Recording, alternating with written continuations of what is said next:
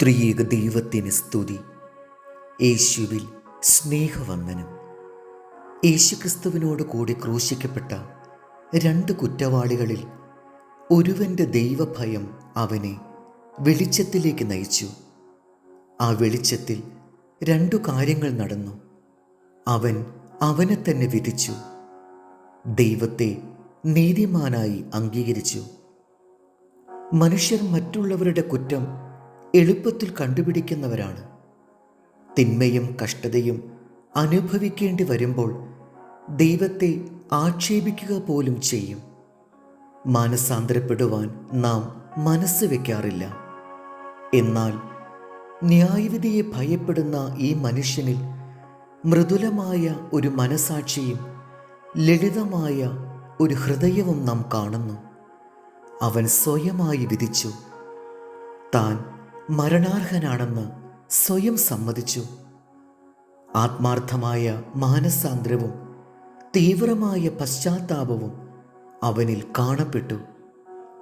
ദാവീദ് രാജാവ് തൻ്റെ പാപത്തെ തിരിച്ചറിഞ്ഞവനാണ്. പശ്ചാത്താപമുള്ള ഹൃദയത്തിലാണ് പാപബോധം വരുന്നത്.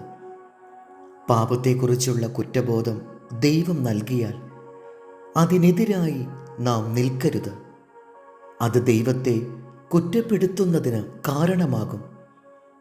പാപബോധം വരാൻ അനുവദിക്കാത്ത മനുഷ്യഹൃദയങ്ങളിൽ അതിൻ്റെ മുറിപ്പാട് ഉണങ്ങാതെ നിൽക്കും. ദൈവവെളിച്ചം ഒരുവനിൽ വരുമ്പോൾ അവൻ സ്വയം വിലയിരുത്തി രക്ഷയിലേക്ക് നടന്നു നീങ്ങും.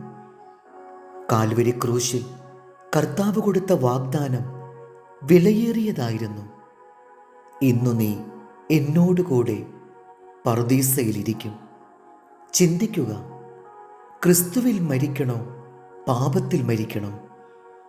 ക്രിസ്തുവിലുള്ള മരണം, ആ യാത്ര അവസാനിക്കുന്നത് സ്വർഗീയ പിതാവിൻ്റെ ഭവനത്തിലാണ്. എന്നാൽ പാപത്തിലുള്ള മരണം മരണമില്ലാത്ത തീപ്പൊയ്കയിലാണ്. അതുകൊണ്ട് നിങ്ങൾ ജീവിച്ചിരിക്കുമ്പോൾ തന്നെ ആത്മാവിൻ്റെ രക്ഷ ഉറപ്പുവരുത്തുക. യെഹെസ്കേൽ 3:19. നീ ദുഷ്ടനെ ഓർപ്പിച്ചിട്ടും അവൻ തൻ്റെ ദുഷ്ടതയും ദുർമാർഗവും വിട്ട് തിരിയുന്നില്ലെങ്കിൽ അവൻ തൻ്റെ അകൃത്യത്തിൽ മരിക്കും.